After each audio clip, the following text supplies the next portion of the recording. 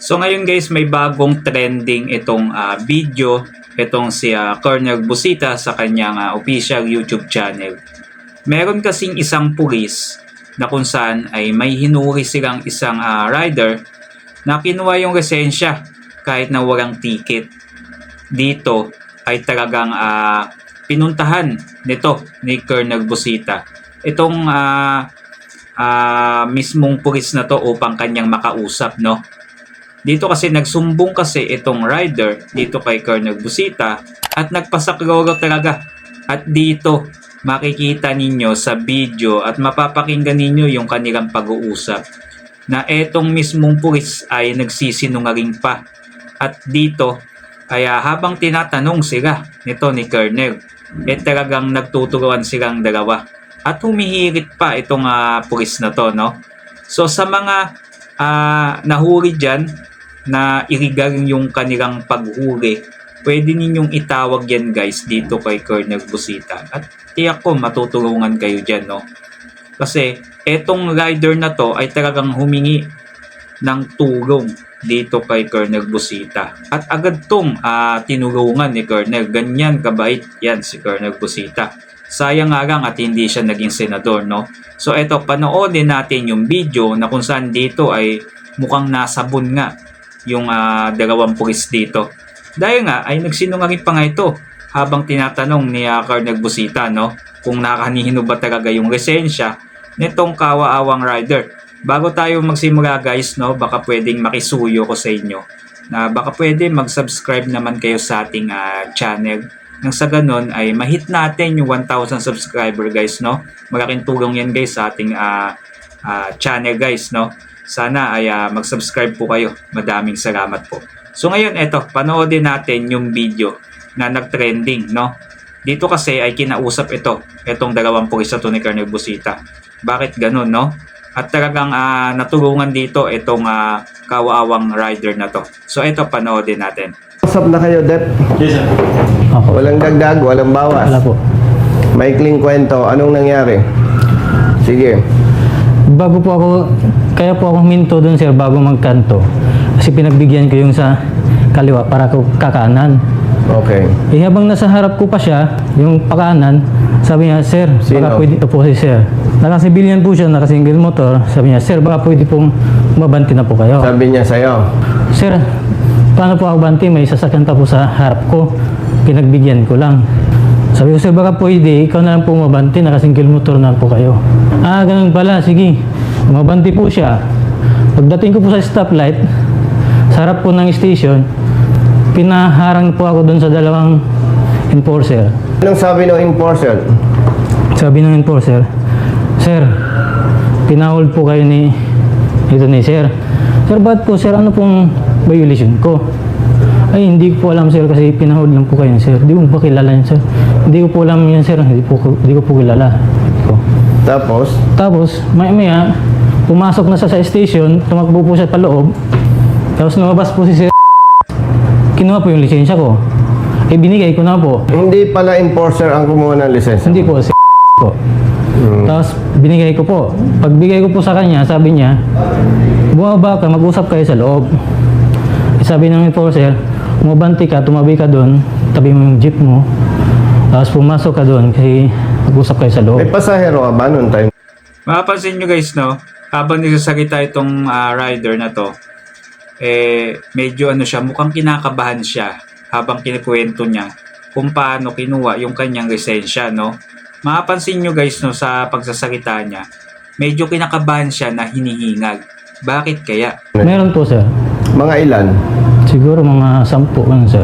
O anong nangyari sa pasahero? Yung si babaan po, nagalit po, nagreklamo yung isang babae.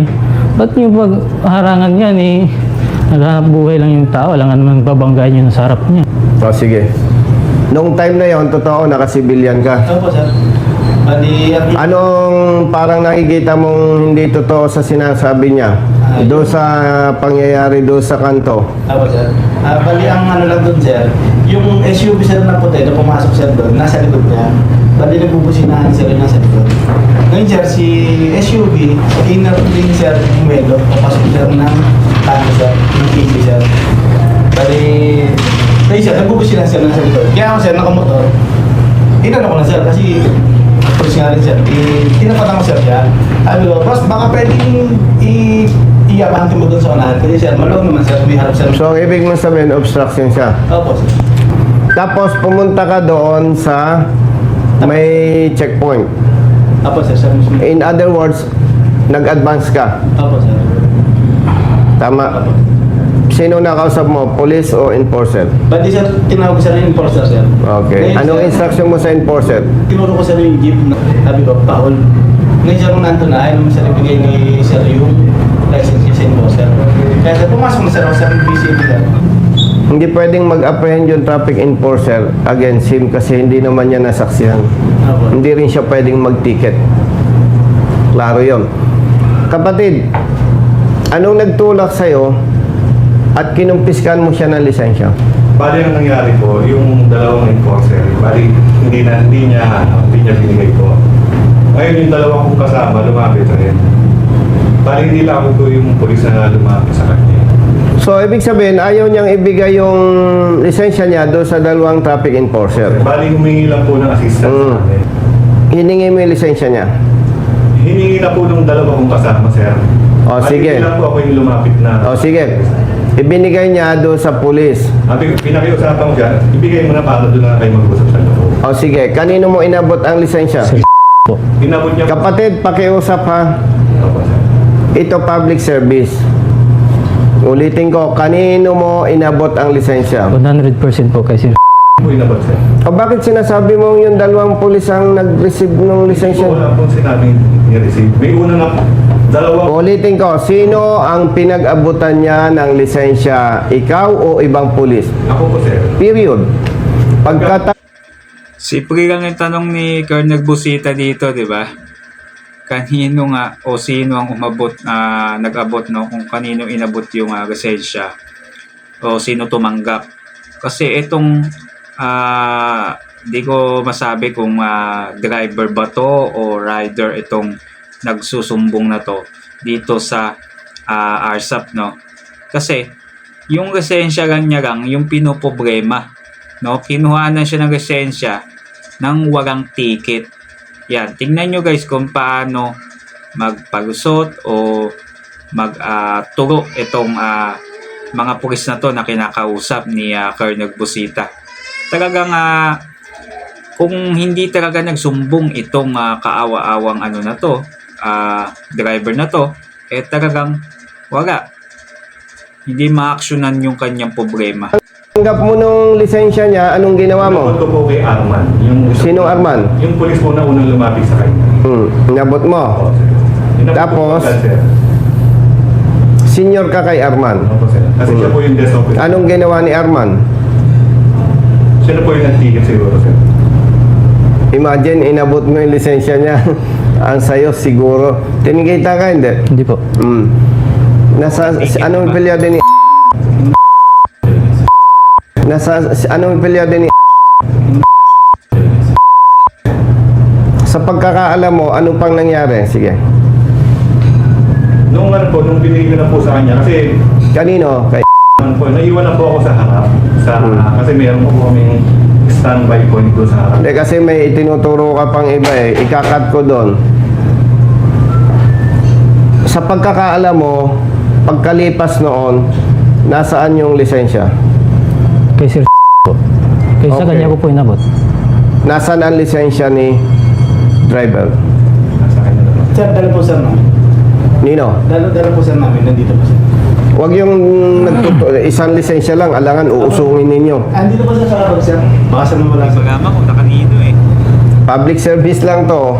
Hindi ito trabaho ng congressman. Yes, sir. Kailan mo nahawakan yung lisensya na yan? Bali kanina sir, nung papunta sir dito. Kanino mo natanggap yung lisensya? Kay sir. Kay Sergeant. Kasi gawa po sir ng mag-aaral nga sir. Kasi ang... O, kapatid na Iyas.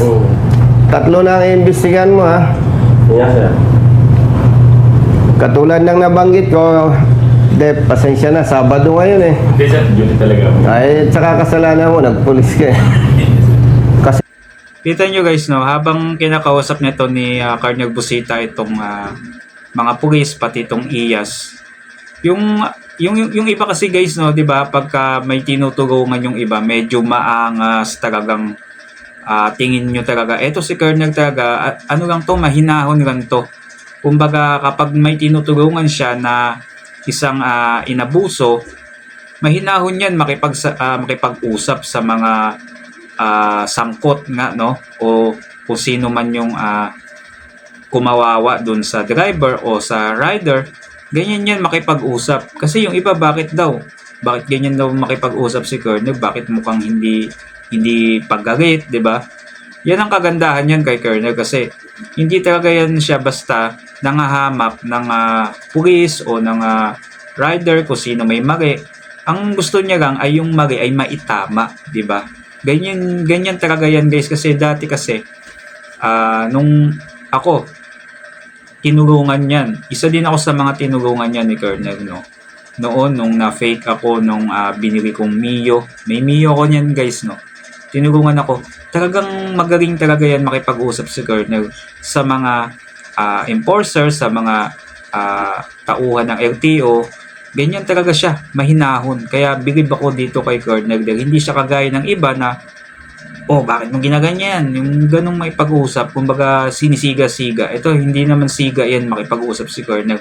Talagang mahinahon siya at gusto niya talaga maitama yung mali na hindi na gayahin ng iba. Kung hindi ka nagpulis, hindi kita maabala. Ako naman, hindi na ako pulis, hindi naman to trabaho ng congressman. Pinagpapatuloy ko lang yung advocacy ko. Para baka maligaw kayo ng kaisipan, hindi ito trabaho ng congressman at advocacy lamang itong ginagawa ko. Okay? Kaya tinitingnan ko, ako naman 100% titiyakin ko, brother, fair ako.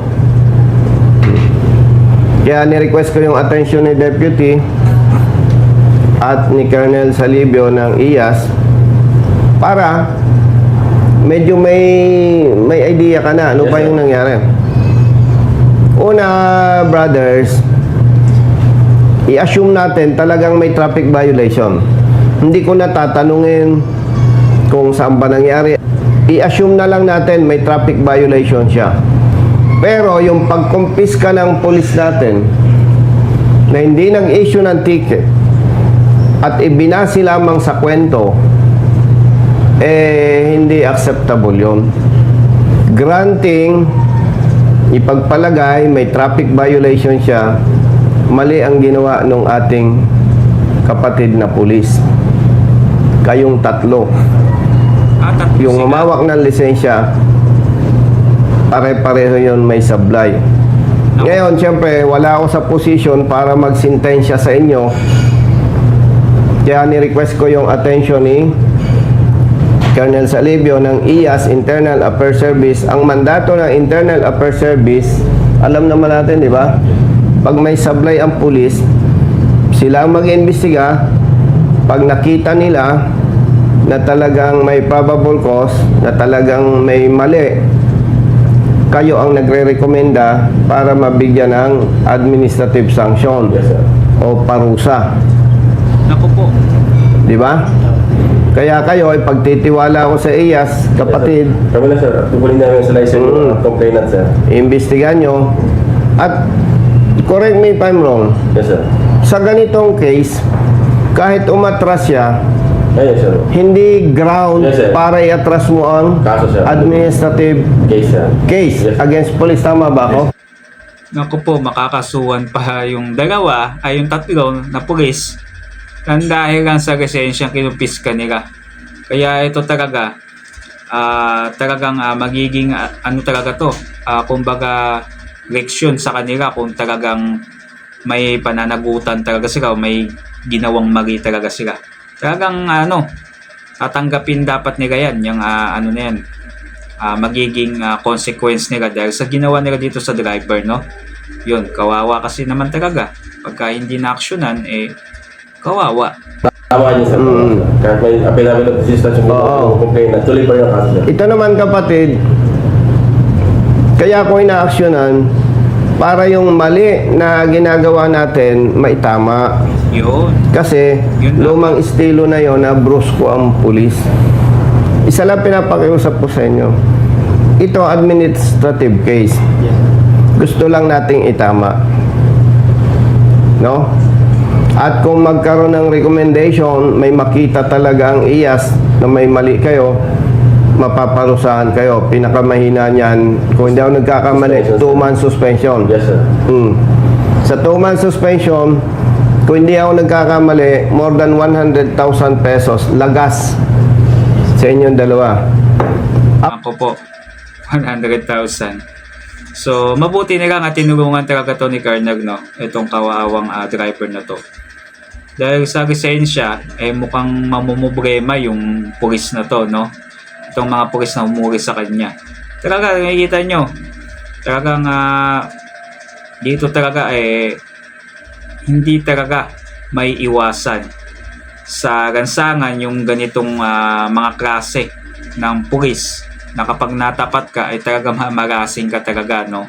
Syempre, ano bang laban itong kawawang driver na to, no? Kaya nga tumawag yan kay Carnag upang magpatulong May ginilang at nandito si Carnag, no? Upang tulungan yung mga ganitong klaseng mga hinuri na wala sa tama, di ba? Kahit kayo guys, mapapatawag talaga kayo kay Carnag kapag ganito yung problema ninyo. Ako, dati rin pulis, nagka-problema na rin ako, kaya lang absulto, dahil siyempre sometimes hindi naiwasan yung complaints Yes, sir. dapat marunong tayong tumanggap ng mali. Tama. Mabuti na yung ngayon pa lang, yung mali na ikukorek na. Para wag na ninyong maulit at wag nang gagayahin ng iba. Kasi kung may traffic violation siya, alam mo bang pwede mong gawin bilang pulis? Wala kang panikit ano? Meron po. Nasaan? Bale, hindi ko sir pwedeng tikitan sa nakasibilis na ako sir. Nakasibig ka. Deputize ka ba, di ba? Opo sir. Ganito na lang sanang ginawa mo. Pinicturan mo, nag-video ka. Tapos nireport mo sa LTO Bali, para mag-i-issue ng show cause order ang LTO, no? Yes, sir. Iimbestigahan. Pag naimbestigahan, nakita ng LTO may pagkakasala siya sa batas trapiko, LTO ang kakastigo sa kanya. Hindi kayo. Yun. Hmm. sir. Yes. Pinapareview ko sir yung CCTV sir. Yung CCTV sir. Kapatid, wag ka nang humirit. Sinasabi ko nga, Gusto pang ipagpalagay may violation siya, mali yung ginawa ninyo. Kinumpiskahan ninyo ng lisensya, hindi ninyo inisyuhan ng ticket. At kahit naman inisyuhan ng ticket, hindi pa rin. Why? Hindi naman nila nasaksihan yung traffic violation. Kaya nga sa ganun sitwasyon, ang gusto ninyo, totoong public service, binidyo mo, pinictura mo, sulat ka sa LTO. Tapos, ang gagawin ng LTO, iimbitahan siya. Pag inimbitahan siya, makikita ng LTO, iyo, may paglabag ka nga. Ikaw ay papatawa naman ng ganitong parusa. So, going back, iimbestigahan kayo ng IAS, Yes, sir. bibigay ka ng statement, walang dagdag, walang bawas, simple lang. Pag kayo ay naparusahan, tanggapin ninyo. Ang intention lang natin, Dep, brother,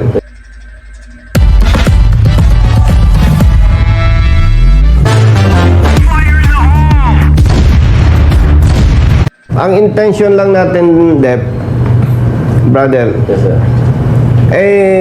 sa panahon natin, may correct na. Kasi ang sama ng impression ng publiko sa pulis, brusko, mayabang, abusado. Kaya itinatag ang IAS para i-address yung ganitong problema. Yun, tama. So, mabuti na lang at nandyan din ang IAS, di ba? Kasi, pag wala yan, nako, walang maitatama. Yung mga mali talaga, kakagat yan, no? So, itong pagtulong ni Colonel Busita ay talagang malaking bagay yan sa lahat ng driver at sa lahat ng may mga sasakyan, no? Kasi kung wala to si Colonel ay talagang kawawa yung mga driver o rider na inaabuso. Lalo na pagdating sa ganitong mga traffic violation, di ba? At lalo na kung natapat ka pa sa pulis na alam mo na, di ba? O sa enforcer na ganito. Talagang maigi talaga ay nandito yan si Colonel upang handang tumulong. Sayang lang at hindi siya nanalo sa Senado, no? So yun na lang guys. So hanggang dito na lang yung ating video kung nakaabot kayo dito. Salamat sa panonood.